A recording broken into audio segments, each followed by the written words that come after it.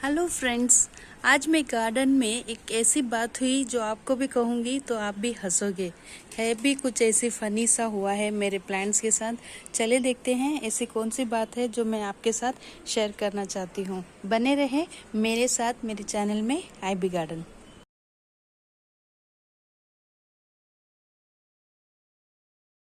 Hello friends, welcome to my channel IB Garden. Friends, मैं हर रोज मेरे गार्डन में आती हूँ, देखती हूँ आज कौन सा नया फूल खिला है, आज कौन से प्लांट पे नई पत्ती आई है वगैरह वगैरह। ऐसा मैं हमेशा मॉनिटरिंग करती रहती हूँ मेरे गार्डन में आके। तो थोड़े दिन पहले मैंने नर्सरी से ड्रेसिना का प्लांट्स लाई थी। मुझे बहुत पसंद है ड्रेसिना का प्लांट। बहुत दिनों से क्रेज चल रहा था कि ला के मेरे गार्डन में लगाना ही है। तो मैं लेके आई, उसे रिपोर्टिंग भी की और रोज भी वेट करती हूँ आज कौन सी नई पत्ती आई है, आज किस तरह ग्रो कर रहा है उसे। लेकिन क्या होता है, जब मैं कल मेरे गार्डन में आई और मैं क्या देखती हूँ, मेरे ड्रेसिना को प्लांट के ऊपर क्या हुआ है। तो चलिए आपको भी मैं दिखाती हूँ क्या हुआ है मेरे ड्रेसिना के प्लांट पर। फ्रेंड्स, ड्रेसिना का प्लांट जो मैंने अभी अभी रिसेंटली नर्सरी से लेके आई, बहुत ही अच्छा प्लांट है। एयर प्यूरिफायर प्लांट है, इसे वेल ड्रेन मिट्टी ही पसंद है।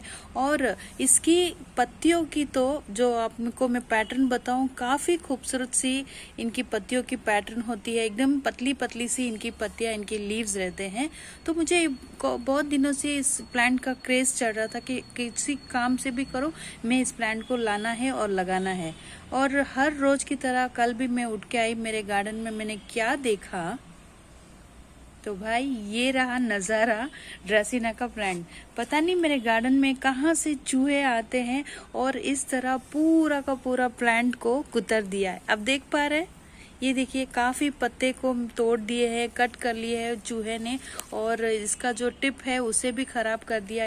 इस तरह का जो अच्छी तरह से ग्रो कर रहा था ड्रेसिना का प्लांट, इसे पूरा खराब कर लिया, तहस नहस करके चला गया है चूहा। फिर गुस्सा तो बहुत आ रहा है चूहे के ऊपर। कर क्या सकते हैं हम, उसे पकड़ तो नहीं सकते हैं फिलहाल।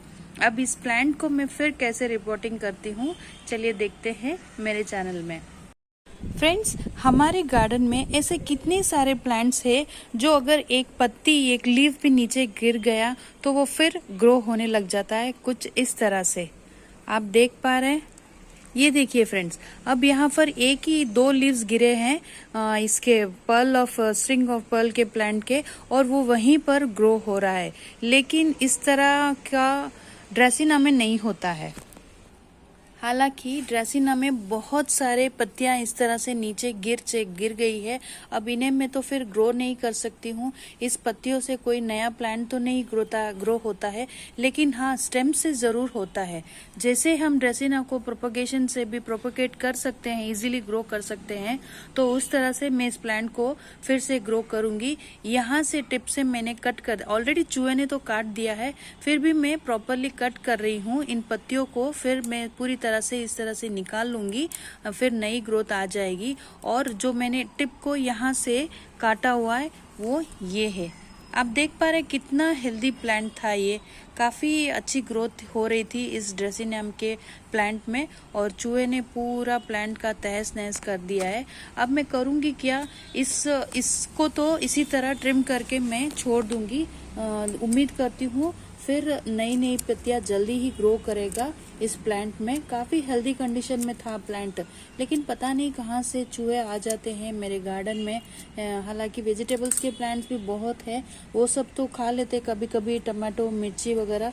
लेकिन आज ड्रेसिना के प्लांट पर इसे कितना प्यार आ गया कि पूरा प्लांट को ही तहस नहस कर दिया। अब इसे तो मैं इसी तरह से छोड़ दूंगी। और जो इसका टिप का जो प्लांट था ये है, अब इसे मैं अलग गमले में लगा लूंगी सो दैट इसकी ग्रोथ फिर अच्छी तरह से ग्रो हो जाएगी। और अगर जब भी आप ड्रेसिना को अगर आप शेडी एरिया में रखोगे, मैंने इस प्लांट को कुछ शेडी एरिया में ही रखा था। आप देख पा रहे हैं इनकी लीव्स का पैटर्न कितना अच्छा है, बहुत ही अच्छे हैं। जैसे कि बीच में ग्रीन लाइन जा रही है और दोनों बॉर्डर्स पर रेड कलर की लाइन आपको दिखाई दे रही है ना। काफी खूबसूरत सा पौधा। और एक ड्रेसिना का प्लांट है जिसे मैंने धूप में रखा था, यानी कि फुल सनलाइट में। तो आप देख पा रहे हैं इसकी और इसकी पत्तियों में डिफरेंसेस है ना, यहीं पर नजर आ रहे हैं इसके डिफरेंसेस। लेकिन है तो ये इंडोर और आउटडोर दोनों में भी अच्छी ग्रोथ करता है।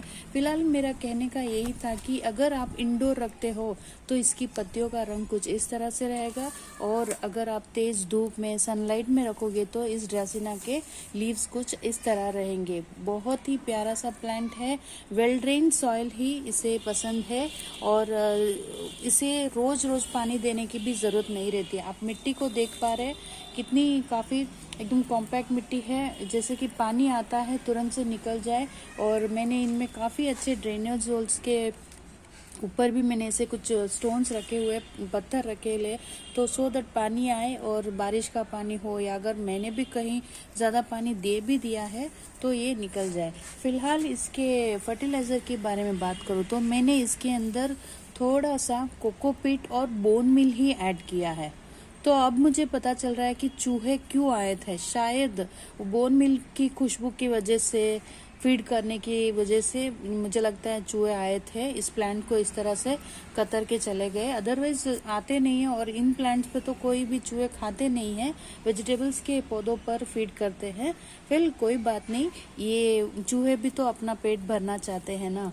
तो इस प्लांट को ऐसे ही छोड़ देती हूँ, और इसे थोड़ा मैं रूटिंग हार्मोन्स यानी कि एलोवेरा है जेल मेरे पास, उसे लगा के इससे मैं फिर नया गमला तैयार कर लूंगी।